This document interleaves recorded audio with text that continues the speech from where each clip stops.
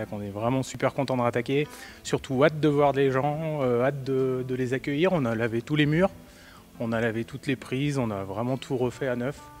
Donc voilà, hâte de vous retrouver. Donc on va mettre du gel hydroalcoolique un peu partout. Malheureusement plus de magnésie en poudre, magnésie liquide obligatoire. Et après, distanciation de sécurité obligatoire. En temps normal, quand il n'y a pas de Covid, on peut accueillir jusqu'à 160 personnes. Là, si on arrive à remplir un tiers de la salle, déjà, c'est déjà chouette. Histoire qu'il y ait vraiment à peu près entre 4 et 5 mètres entre chaque grimpeur. Et après, ouais, qu'ils se lavent bien les mains avant et qu'ils mettent bien de la magnésie liquide, qu'ils laissent bien sécher. Et tout va bien se passer. Et puis je compte sur eux parce qu'ils sont quand même très raisonnables et ils vont comprendre les nouvelles règles de sécurité. Il y a plus de 70% d'alcool dans la composition de la magnésie liquide, ce qui permet de désinfecter les mains. Alors, ce n'est pas un produit qui est normé anti-coronavirus, mais du moins, c'est un produit qui peut neutraliser a priori le virus. Les gens vont se désinfecter les mains à l'entrée de la salle. Pendant la séance, mis à part la magnésie liquide, il n'y aura pas d'autre désinfection de mains.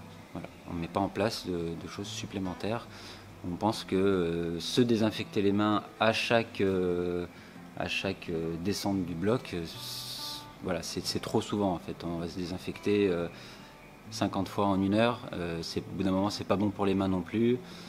Voilà. On ne sait pas exactement les cours quand est-ce qu'ils vont reprendre. On attend vraiment les derniers décrets pour voir comment on peut accueillir les enfants, savoir dans quelles conditions on va les accueillir et on espère dans les meilleures conditions. Et après, à combien? C'est surtout le problème, combien est-ce qu'on peut les accueillir? Voilà.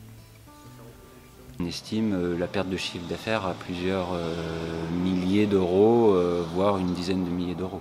Mais pour l'instant, c'est qu'une estimation.